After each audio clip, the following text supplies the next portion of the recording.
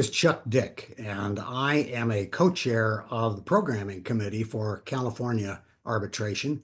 One of my great privileges really is to conduct this series we call California Conversations, by which CalArb hopes that we can introduce some of our members to not only the California arbitration community, but the arbitration community writ large around the globe. And our interviewee today is a perfect example of one of the things that we're trying to do with this program of introductions.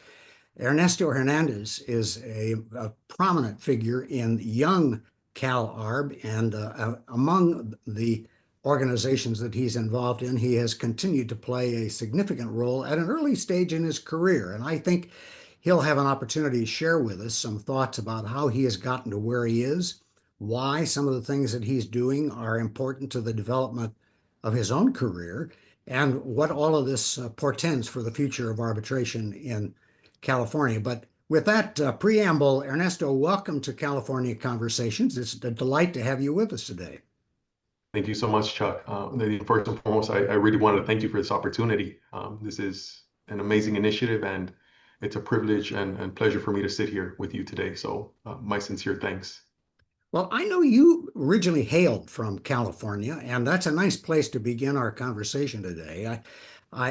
You've ended up on the East Coast, and that migration must have been the result of a great deal of thought. But why don't you explain to us how you ended up going from sunny California back to the inclement weather of the East Coast? Oh, absolutely. So I was born in and grew up on the West Coast. California and Mexico have always been home for me.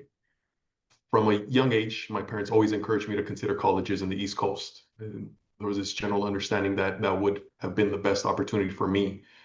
I worked hard. Well, we all worked hard, as I wouldn't be here without my family and mentors throughout the years. So the hard work paid off.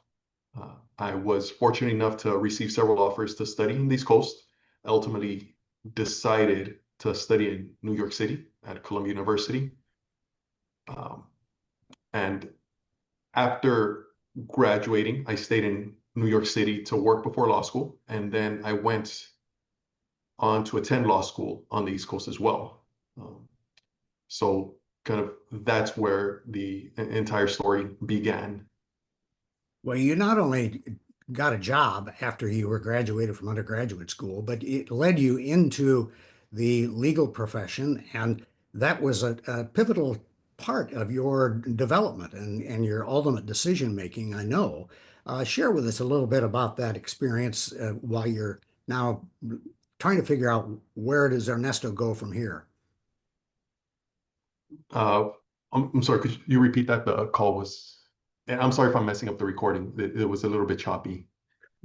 Well, no. I know that when you were graduated from Columbia, you took a job in the legal profession. It was an opportunity for you to get a vantage point on what it might be like to pursue a degree in law school and a career in the law, but it was formative for you. And I wondered if you could just share with us some of the things that you learned and how it solidified your view to go on to law school. Absolutely. So my time working at Columbia Law School really kind of helped pave the path to my career in international arbitration. I've known that I wanted to be a lawyer since I was 9 years old. My mother recently retired, was a legal secretary. So I would go to work with her growing up and just interact with lawyers. At different stages of my career, I grew up with them and learned a lot. So I always knew that, but I always envisioned some type of litigation, doing some type of immigration work. And I always had a fascination with international law. But I never had an actual career plan to go into international arbitration. I found my way into arbitration somewhat by chance. And this was because of my time at Columbia Law School, working as a program coordinator in the Social Justice Initiatives Department. Looking back, it feels like the path had been aligning for a while. I always had as I mentioned, I always had an interest in international law. So even as early as high school, college, though admittedly, it was more of a vague fascination. I took international law classes and politics and international politics classes in college. The curiosity stayed with me. But working at Columbia Law School, I was able to really take advantages of what that position offered. So one day during a lunch break, I walked into the main law school building to sit in on a panel for fun. I often did this. It was completely unplanned. I would sit in on panels, classes, just to really see what was going on. And there happened to be a panel on investor state arbitration. If I recall correctly, it had to do with multi-jurisdictional enforcement of arbitral awards. Um, I had no idea what that was at the time, but I was instantly intrigued. That one panel essentially sent me down a rabbit hole of research. So as I started learning more about the field, I discovered somewhat coincidentally that there was a job opening for a legal assistant in a large international law firm within its international arbitration group. I applied, got the job, and spent just over 2 years kind of immersing myself in the work. And that experience essentially cemented my path. I've stayed in international arbitration in some form or another ever since. Um, it, I guess in short, it was just simply because of Columbia, I was at the right place and at the right time. When you ended up back at Columbia Law School, I know you ultimately gravitated to a position with the American Review of International Arbitration, which is obviously a logical follow-on to what you've just said. But I wonder if you could share with us a little bit more about the story of that publication and your role and what was the educational value for you. Absolutely. So it was a great kind of a natural add-on to my career at that point. I had always admired the publications of that law journal, as well as its leadership. Working with Professors George Berman, Professor Smith, Professor Kabir Dugal, who lead the journal, also really informed my decision to help really work with it. So my 2 year, I was an editor and was able to kind of see publication on different topics, learn about cutting edge developments, start seeing both established and up and coming names of authors. And I applied to be a student editor in chief for my 3 year, and the editorial board before me voted in my favor. And I was very fortunate for that opportunity. It was a very formative experience. I think more than just learning the substance and learning kind of what the developments are of international arbitration, not just in general, ISDS jurisprudence, but you kind of start seeing developments in national legislations or related to international arbitration. You see what the practical impacts are. You have institutional rules being developed, being refined, being changed every couple of years. You really kind of start to see a bigger picture of what the practice is and what, as a practitioner, things you have to consider and keep at the top of your mind. You couple that with the actual skills you develop. You refine your attention to detail. You learn the blue book like it's nobody's business, working both below the line to make sure the citations are great, make sure you're site checking, and as well as contributes to the proofreading. All of that really develops your writing skills, your attention to detail, as well as gives you a small introduction of what you may experience as a junior attorney working in the field. Well, that kind of writing experience must have been of some assistance to you when you got your externship with the federal court. Uh, but let's jump to that topic because you have previously told me how formative observing other lawyers in the courtroom of the judge where you were working was for you and in your professional development. I wonder if you could amplify on that for us a bit. Absolutely. Working at the Second Circuit Court of Appeals, working with the Honorable Judge Lynch was of a very formative and rewarding experience. As an advocate, you generally see your side and how you interpret the other side's case. You're convinced that you're correct and the other side isn't necessarily. Working with a judge gave me the opportunity to see it from the other side, see it objectively from the decision maker's point of view, and really seeing how it works behind the curtain, the decision making at least. The beauty of working for a court of appeals is it's very similar to what you face in international arbitration because it's a panel of judges. So you're starting to see how you convince a panel of two or three judges that, to side with your client, to side with your case, what it is they're thinking and how it is they're interpreting certain arguments. One argument may seem great to you as an advocate, but practically speaking isn't something, the decision makers want to adopt. Maybe the ramifications are too far, or it isn't in line with kind of the established law as it's being interpreted. You see different levels of advocacy, right? Writing is a very key aspect of litigation, international arbitration, domestic arbitration, but so is oral advocacy. And being able to answer questions verbally, kind of from different sources or from different judges, if you will, takes a special skill. It's really essentially trying to effectively convince a jury, not so much on the facts, but on the legal standards. So you're able to not only see the written, different levels of written advocacy, able to understand what goes into the decision making, but you learn to appreciate the value of oral advocacy, of being able to identify, quote unquote, the soft spots or kind of the voids in a case and being able to clarify them and just answer questions on the spot. You can prepare all you possibly can, but you never really know where most of the questions are going to take you as an oral advocate. Seeing all that in action and just having this direct connection and work with a judge and the law clerks was invaluable to really help put all that together and give a different perspective going into international arbitration. You necessarily see what type of skill sets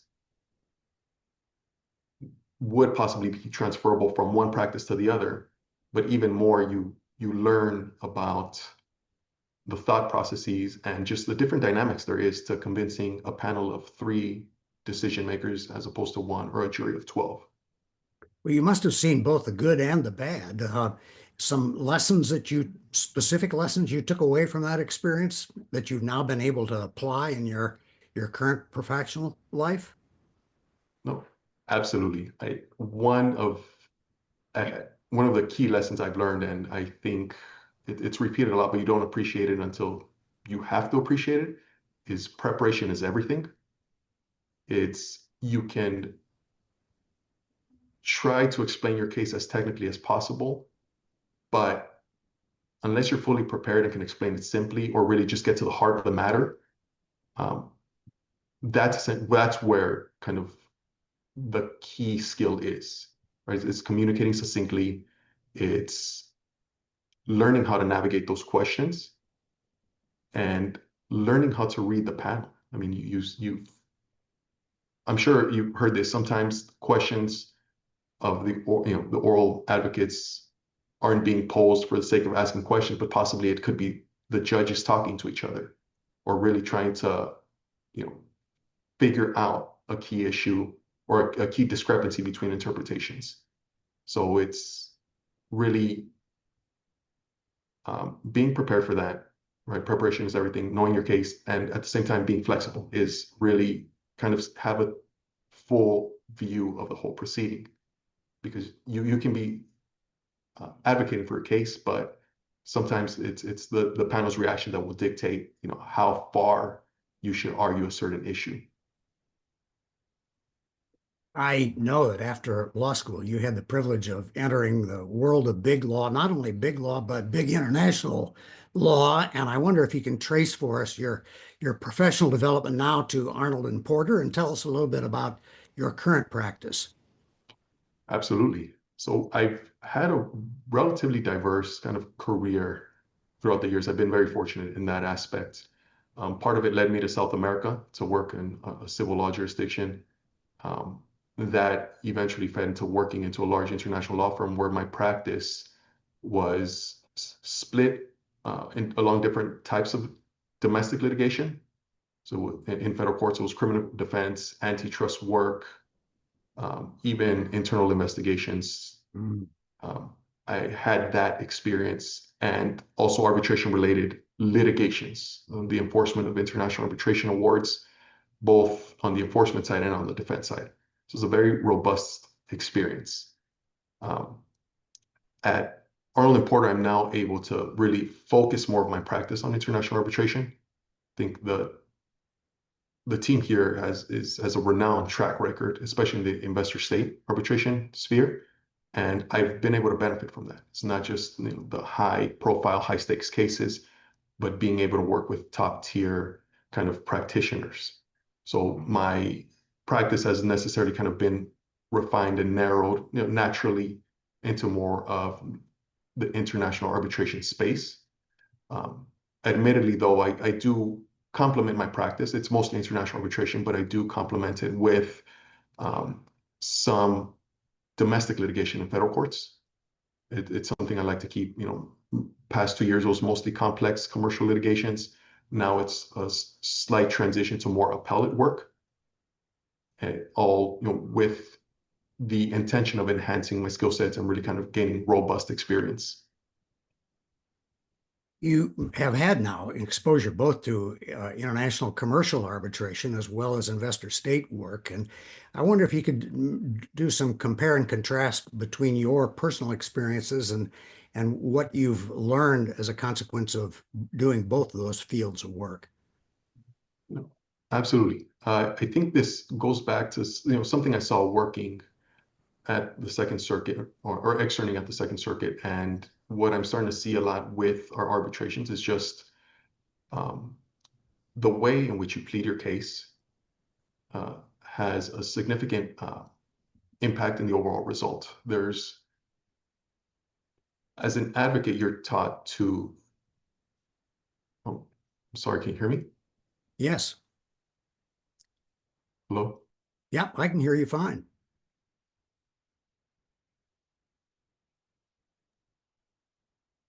Okay, looks like we may have lost him, Chuck. Yeah, So shoot. I'll stop the recording here. Let's see here. Yeah.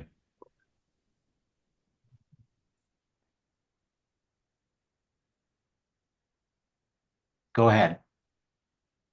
Can you repeat the question, please, Chuck? I'm really sorry. Really, really sorry. Ernesto, I know you have explained to us that your professional experiences to date include both international commercial arbitration as well as investor state work. And I wondered if you could do a little compare and contrast and tell us what kind of lessons you have learned from your experiences to date. Absolutely. Well, the beauty of it is the practices are very similar. The skills are necessarily transferable, but what I've noticed is in the investor state arbitration practice, you take a slightly higher level approach, and there you're not always necessarily um, arbitrating over a contractual dispute. I mean, this isn't the case always, but generally speaking.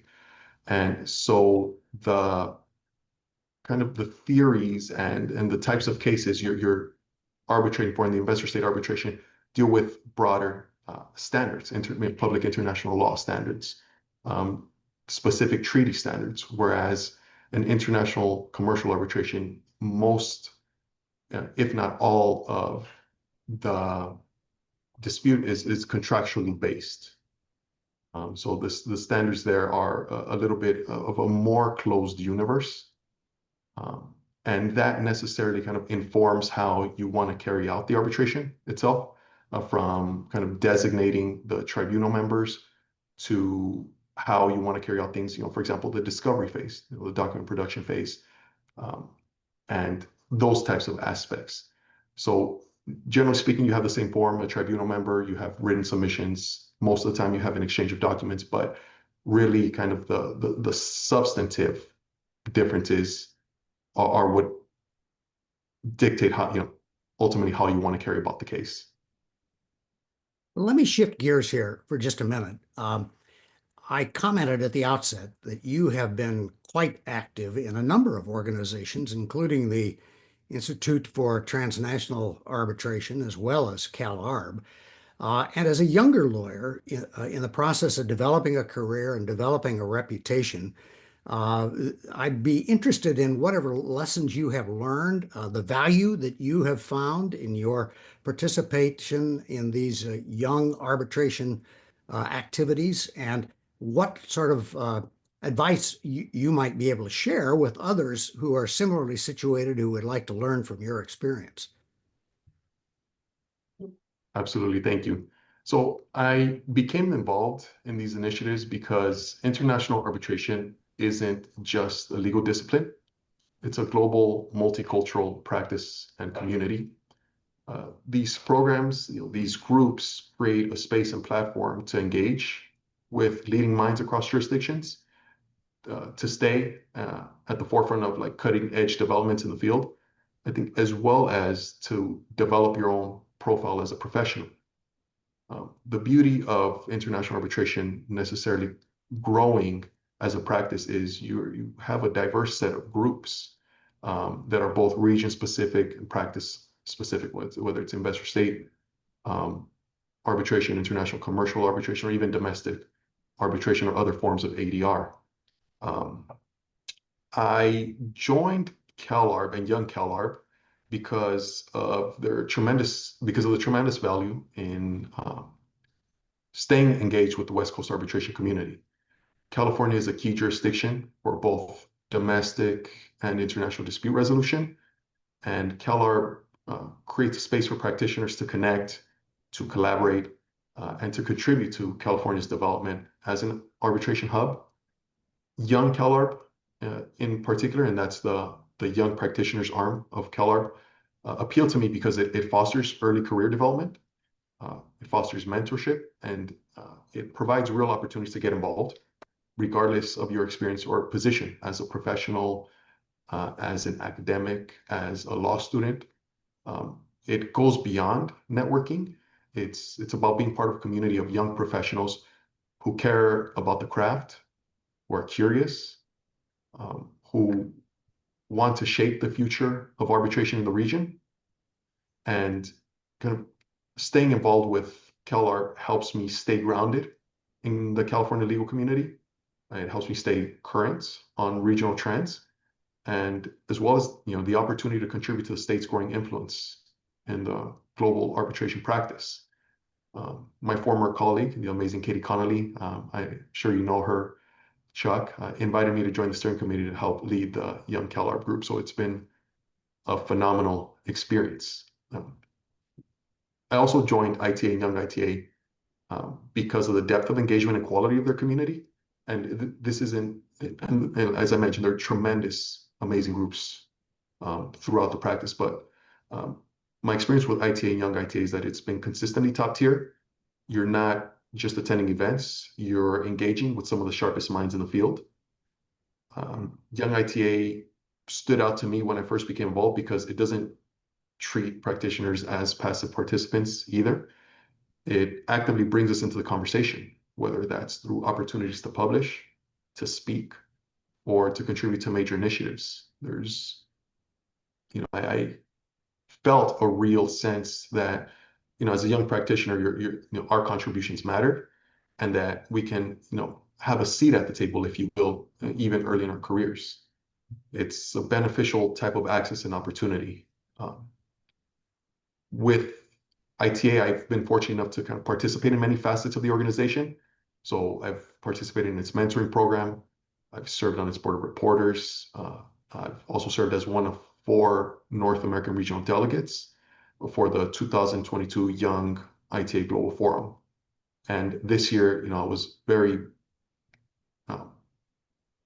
lucky. I was to have the opportunity to participate in the annual meeting in Houston this June.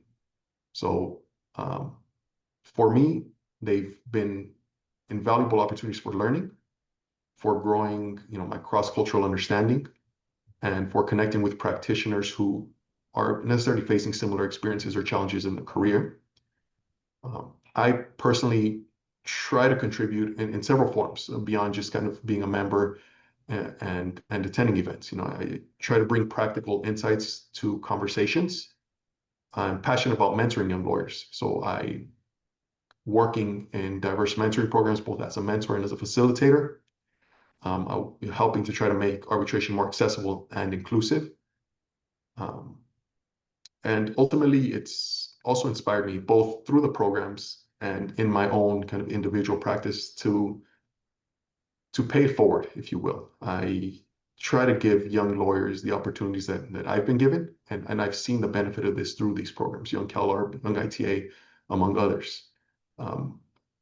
For me, it's, for example, if a junior practitioner or colleague helps me with a research to prepare for a panel or an article, I will usually invite that person to co-present the research with me, to be listed on the byline of the article, or to the extent even mentioning their name when a similar initiative comes up or similar case or on the topic.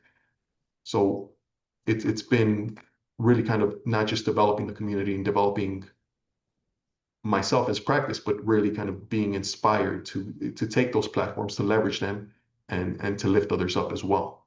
It's a two-way street. I'm getting a lot from it. I try to give back as well.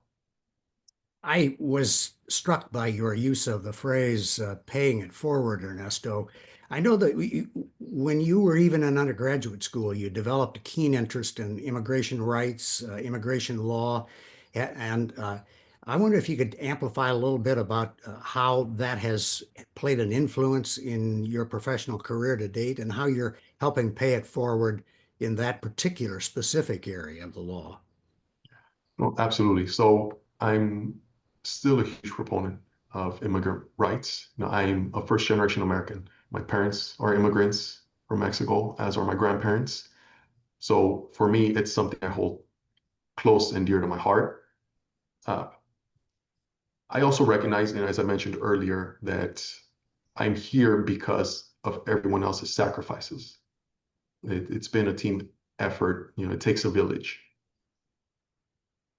I pay it forward in several ways. One is I take on a lot of pro bono work, direct representation of immigrant clients, helping them obtain asylum, different forms of visa, the U visa, SIJ visa, things of that sort. I'm also attending presentations, for example, that will explain what immigrant rights are, what rights you have as in different areas of the law.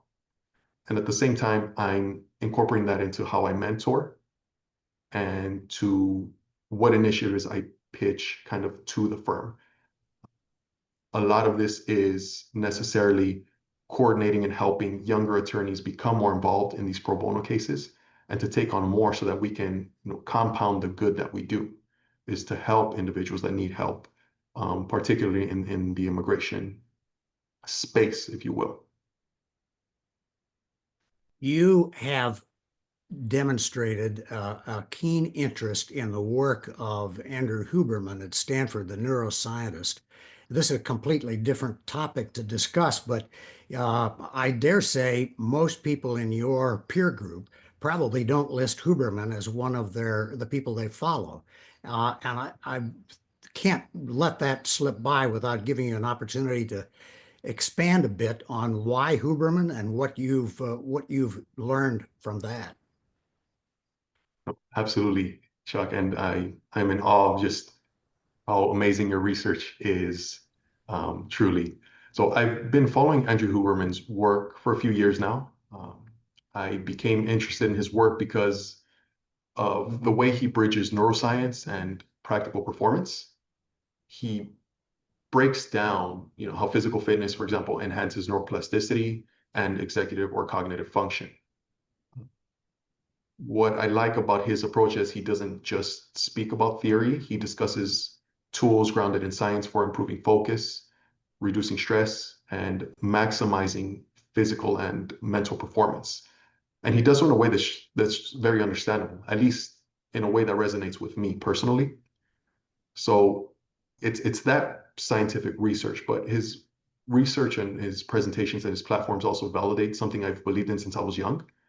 A strong body equals a strong mind.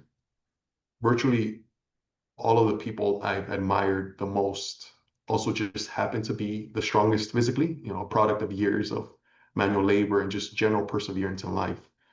Um, working in international arbitration, uh, this practice requires sustained cognitive focus under significant pressure. That's a reality of the job. My teams and I are often managing highly complex, high-stake cases that span multiple time zones, involve diverse legal systems and cultural nuances, and they essentially require seamless collaboration globally. To thrive in this environment, especially thrive sustainably in the long term, mental clarity, emotional regulation, and physical resilience aren't optional, they're essential. Uh, so exercise for me isn't just a break for work, it's part of how I do my job well. I've embodied, I've put to practice some of the tools Andrew gives and some of his theories and teachings. And it's paid dividends. When I've compared the periods in my life where I wasn't as physically active as I should have been to the periods where I've maintained a disciplined routine, physical activity has been a huge difference in my performance, in my outlook in life, and my drive and ambition to build something truly remarkable, just not just as far as my practice, but in contributing to society. So a lot of my admiration of his work is because of that, is his studies necessarily bridging that gap and allowing me to implement it to better myself, not just for my practice, not just for my own future, but for my community, for my family, and so on. How has your bilingual capability played a role in your professional life to date, and how do you see that going forward? Being bilingual has opened doors I could not really have foreseen as a young man. Spanish was my first language. My grandmother raised us since we were young, and her only language actually still to date is Spanish. So I grew up speaking Spanish, and my mother was insistent that I study it in school to learn it properly, the same way you would learn English, learn the grammar, learn, reading comprehension, things of that sort. And it's because I've been able to develop this not just in high school and in college, but also when I was a legal assistant working in the actual international arbitration field. It's opened doors for me. It's paved the way for opportunities I never would have imagined as a young man. So, for example, I've been able to partake in more cases because I am able to navigate evidence that's in Spanish, translate it or even understand it. So translate it to English or understand it and be able to work in a bilingual atmosphere, to communicate with clients, even to be given the opportunity to work in a different continent. I spent my first summer law school in Bogota, Colombia, South America, working night, all day in Spanish. So it's been because of that skill set that I've been able to take advantage of these opportunities and really kind of build a career on it, right? Build my network by being able to work with different partners, with different clients. Now, I think even more importantly is it's helped me establish relationships and connections with my clients I otherwise would not have, especially in the pro bono space. It's if you can communicate with your client in their native language, it builds an extra level of trust. You're able to navigate these cultural nuances Sure. that you otherwise wouldn't be as effective kind of with an interpreter or necessarily mastering a language where you can write it, read it, and speak it. I'm still working on it. It's like English, like your writing skills, it's a skill that you're constantly developing. You're constantly learning new vocabulary. Your language, regardless, English, Spanish, French, it's constantly evolving. But up to this point, it's opened doors and it's allowed me to establish relationships, across the board, clients, Let, colleagues.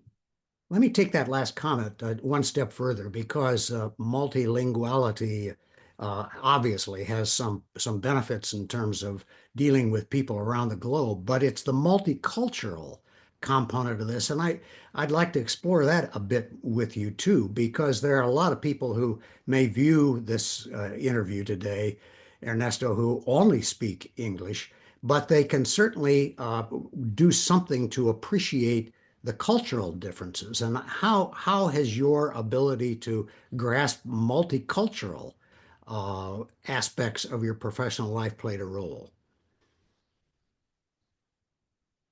It's that's a great question.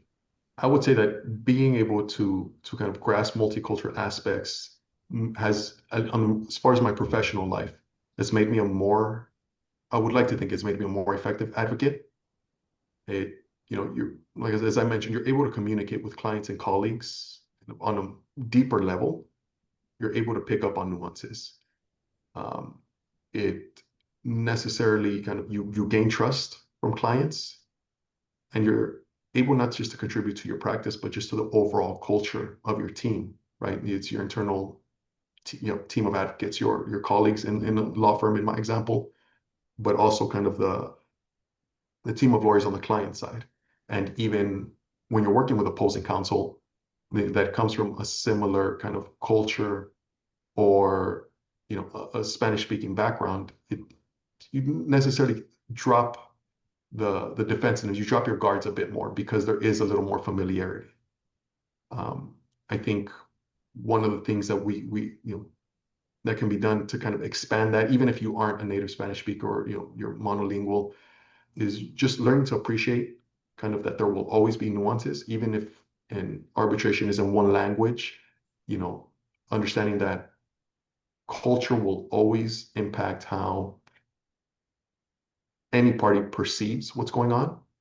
Culture will always impact how they communicate. Sometimes tone isn't conveyed well, not because it's meant aggressively, for example, a message, but just, there is that language barrier. So kind of understanding that will go a long way because it keeps arbitration, as they say, more civil than litigation, if you will, as is often said. Yeah. Your position with Arnold Porter has allowed you to have sort of a bi-coastal law practice, both on the East Coast and in California. Tell us a little bit about that and how you see all of this unfolding as you look down the road in your own personal career. Oh, absolutely. So I do maintain a bi-coastal practice because one, California and Mexico are home to me, and also because I value diversity in my work. My practice, has been primarily focused on international arbitration, but as I mentioned, I complement that work with a significant amount of domestic litigation, and I'm able to do that because I am bicoastal. Most of my international arbitration work comes from the East Coast. Most of my domestic litigation work comes from the West Coast. So I'm able to kind of balance both worlds. I don't necessarily have a fixed schedule yet on either coast. It really depends on case deadlines and client needs. Sometimes, for example, I need to be present for a trial, a hearing, a deposition, or a client meeting. Sometimes it's a conference that pulls me one way or the other. And other times I've leveraged this bicoastal practice strategically because of the time zones. So for example, I work closely with our London team almost on a daily basis. Being in California, as a major filing deadline approaches, lets me pick up work where my London colleagues leave off because of the time difference, and vice versa. As I'm logging off, they're able to pick up and continue drafting. It's necessarily been a way that kind of adds real value to our work and our clients, ensuring continuity, responsiveness, and just top quality work around the clock. And the fact that my law firm has an office in Los Angeles makes this all possible. So I'm very fortunate on that end. Kind of the bicoastal setup also gives me a personal flexibility. I can coordinate travel around my caseload and still be present kind of for important life events, family gatherings, weddings, or just simply going home when I'm homesick.